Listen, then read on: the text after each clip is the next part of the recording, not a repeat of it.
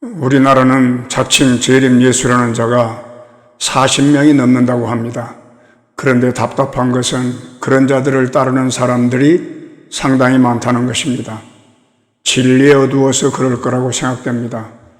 일단 믿음의 의미부터 분명하지 않은 것 같습니다. 어떤 분은 강대상을 힘껏 치면서 믿습니다라고 소리치는 사람도 있습니다.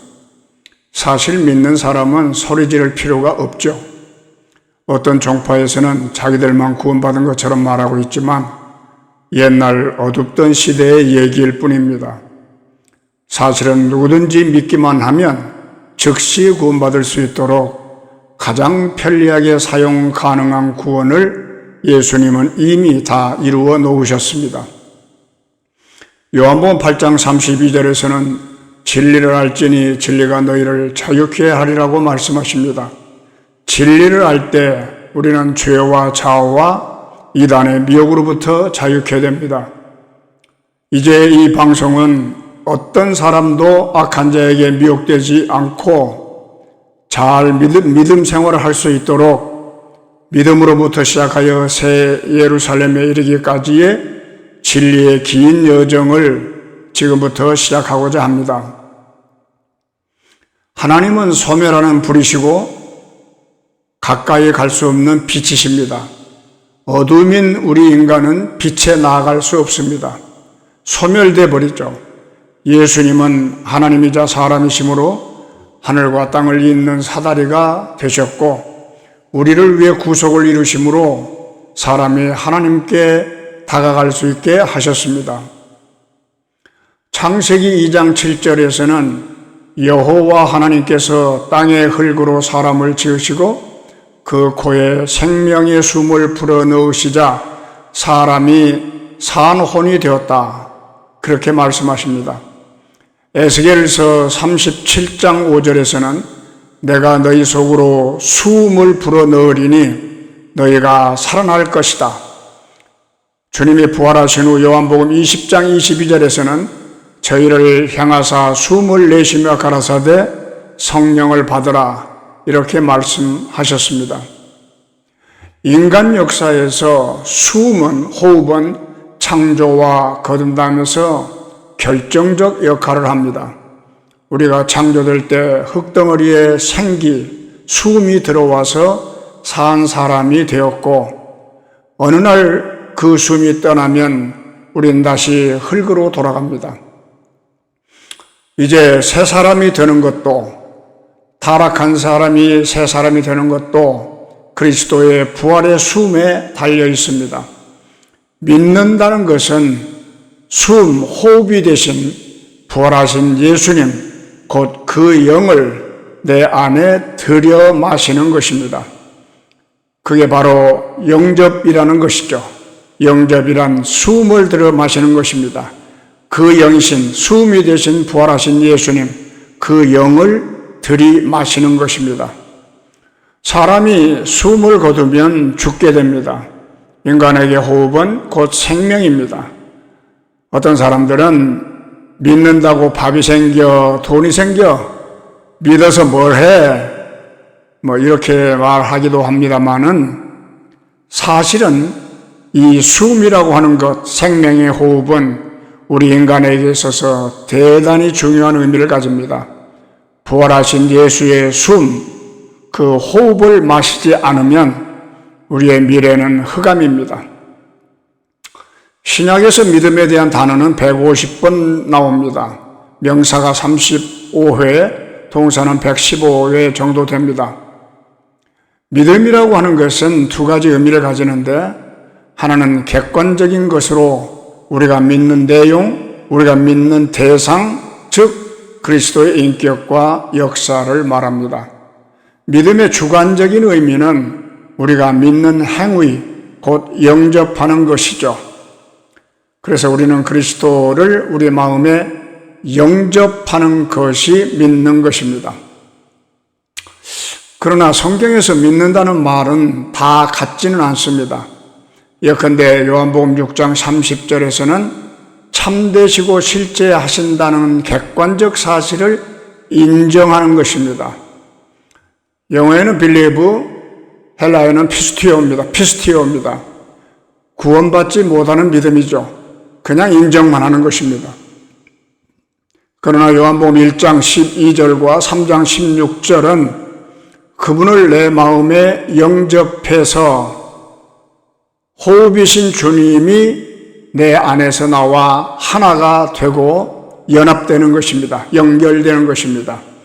거기에는 그냥 빌리브가 아니라 빌리브 인투라고 하는 전치사가 있습니다. 헬라어에서도 피스티오 에이스라고 하는 전치사가 있습니다. 이것은 안으로 믿는 것, 이것이 바로 구원받는 믿음입니다. 예를 들면 버스가 우리를 목적지에 데려갈 수 있다고 인정하지만 내가 버스 안으로 실제로 들어가지 않으면 나는 목적지에 도착할 수 없는 것과 같습니다. 우리는 예수님 자신을 내 안에 영접하고 우리는 그 안으로 영접돼야 됩니다. 믿는다는 말의 뜻은 무엇입니까? 요한복음 1장 12절에서 영접하는 자, 곧 그 이름을 믿는 자, 이렇게 되어 있습니다. 이 말의 의미는 무엇입니까? 영접하는 자가 바로 믿는 자라는 것입니다. 믿는다는 것은 바로 영접하는 것입니다. 그러면 인정하고 동의하는 것은 무엇일까요? 그것은 믿음이 아닙니다. 구원받을 수 있는 믿음이 아닙니다. 동의하거나 인정하는 것은 생각의 작용입니다. 서로가 따로 존재하면서 인정만 하는 것이죠. 숨이 들어와서 나와 연합되는 것이 없기 때문에 그것은 생명이 될 수 없고 구원받을 수 없습니다. 예수님이 하나님의 아들이시고 구주이시며 그분의 속죄에 내가 동의하고 그것을 인정한다고 해도 그것은 믿는 것이 아닙니다. 그런 사람은 구원받을 수 없습니다. 믿으면 동의하고 인정하는 것이지만 동의하고 인정한다고 해서 그것이 믿는 것이 아닐 수가 있습니다. 예수를 믿는 것은 강한 의지로 힘쓰고 애쓰고 노력하는 것이 아닙니다. 믿음은 대상이 있으며 믿음은 그 대상에서 나오는 것입니다. 사람에게는 원래 예수를 믿는 믿음이라는 것이 없습니다. 참 믿음이란 주 예수님으로 말미암아 그분을 믿는 것입니다. 내가 영접한 예수가 내 안에서 나로 믿게 하는 믿음이 됩니다. 로마서 3장 22절, 디모데전서 3장 13절, 15절에서 예수 그리스도의 믿음이라고 합니다. 내가 어떤 사람을 믿는다고 할 때 그 사람에게서 나온 것이 나로 믿게 하는 것이지 내가 의지로 강하게 그를 믿으려고 노력하는 게 아닙니다. 그 사람에 대한 믿음은 그 사람에게서 나옵니다. 믿음은 대상이 있으며 그 대상에서 믿음이 나옵니다. 히브리서 11장 1절은 믿음에 대한 유일한 설명인데요. 믿음은 바라는 것들의 실상이요 라고 말합니다. 성경 해석에 있어서 영국의 권위자로 알려진 존 넬슨 다비는 실상이라는 단어를 실질화라고 번역했습니다. substantiating. 우리가 듣고 보는 오관의 기능은 우리 밖에 있는 사물을 우리 안으로 실질화해서 우리의 주관적인 체험이 되게 합니다.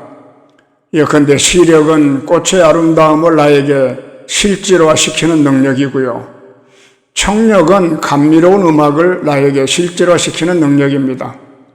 영적인 세계가 분명히 있고 영적 대상이 있지만 그것을 내 안에서 실질화시켜주는 믿음이라고 하는 기능과 능력이 없으면 영적 세계는 나에게 체험이 될 수 없습니다. 율법에 대해서 율법을 지키려고 하는 자가 모르는 큰 과실 두 가지가 있습니다. 첫째는 사람이 무엇인지 모르는 것이고요. 둘째는 하나님이 사람에게 율법을 주신 의도를 모르는 것입니다. 로마서 3장 20절은 율법의 행위로 그의 앞에 의롭다 하심을 얻을 육체가 없나니 율법으로는 죄를 깨달음이니라 이렇게 되어 있습니다. 하나님의 경륜의 시초에 율법은 없었습니다. 범법함을 인하여 더해진 것이라고 갈라디아 3장 19절은 말씀하십니다. 하나님이 율법을 주신 의도는 그분의 백성들이 그 율법을 지킬 수 없다는 것을 깨닫게 하려는 것이었습니다.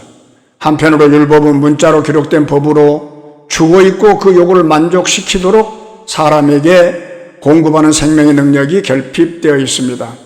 다른 편으로 사탄이 사람의 몸을 부패시켜 죽음의 육체가 되게 했기 때문에 이 육체로는 율법을 지킬 수가 없습니다. 그래서 로마서 8장 3절은 율법이 육체 때문에 연약하여 할 수 없었다고 하셨습니다. 감사합니다.